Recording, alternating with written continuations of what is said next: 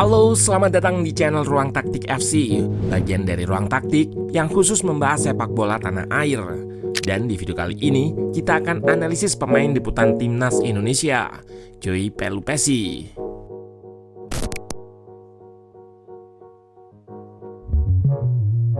Dalam kemenangan Timnas Indonesia atas Bahrain, ada satu nama yang menarik perhatian banyak orang, yaitu Joey Pelupessy.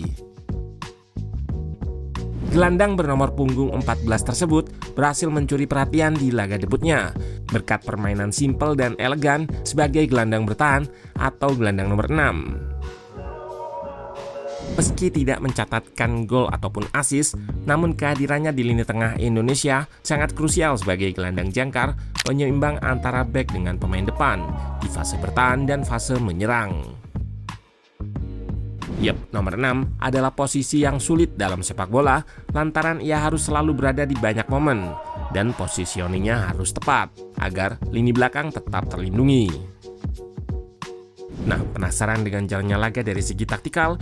Let's go, kita bahas sama-sama.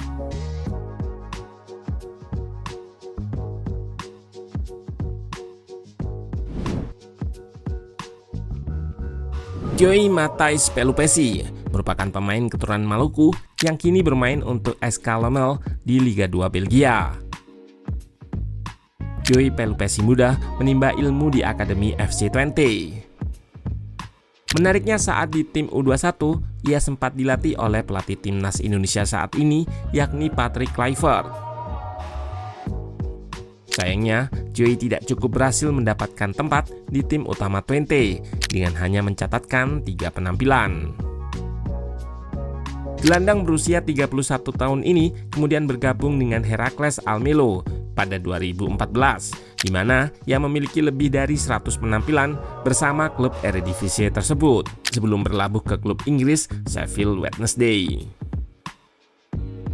Di Inggris, ia juga bermain sebanyak 119 kali sebelum pindah ke Turki bersama Giresunspor. Joey kemudian kembali ke Eredivisie bersama Groningen dan akhirnya bermain untuk SK Lommel pada awal 2025.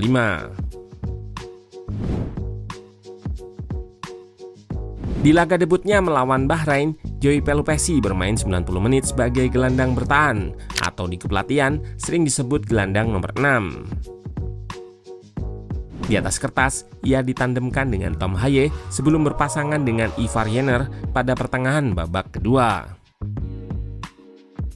Di atas lapangan, posisi Joey Pelupessy berada di depan 3 center back sebagai jembatan ketika fase bangun serangan atau menyerang. Selama build up, Indonesia menggunakan struktur 3-1 di mana Joey lebih sering membantu sirkulasi bola dari 3 back dan Haye bisa lebih naik. Joey adalah pemain yang selalu menyediakan koneksi atau jalur umpan bagi rekannya. Lihat saat terjadi back pass dan lawan melakukan press. Joey turun untuk menyediakan koneksi atau jalur umpan bagi Marten Paes, lalu sirkulasi ke Izes. Kembali, ia meminta bola, dalam hal ini menyediakan jalur umpan. Terlihat pula ia sangat tenang dan gak mudah melepas bola untuk kontrol tempo sambil memancing pres lawan. Ia juga melakukan koordinasi untuk membuka jalur umpan bagi Haye.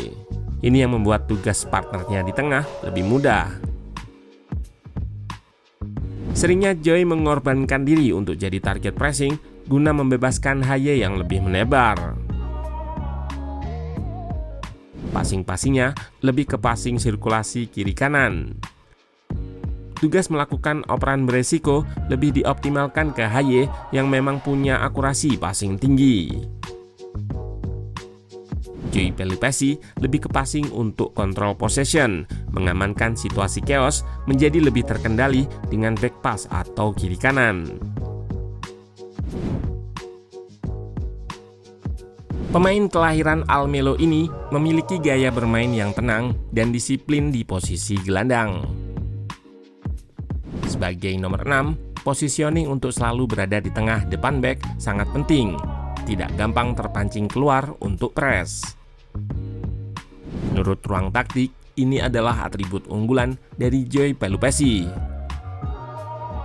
Terlihat dari awareness atau kewaspadaannya untuk selalu scanning ruang tersebut yang berada di belakangnya. Ia akan cepat bergeser agar pemain yang akan mengekspos ruang di tengah tersebut tertutup jalurnya. Perhitungannya sangat matang sebelum beraksi. Ketika melakukan pressing, ia memutuskan untuk tidak melakukan overpress dan segera kembali ke posisinya.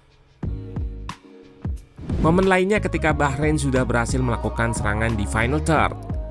Positioning Joy tetap berada di area luar kotak penalti, sembari scanning untuk mencari gelandang Bahrain yang berpotensi mengancam. Dengan kata lain, pemain ini paham kapan ia harus melakukan zonal marking dan kapan ia harus melakukan press man-to-man marking.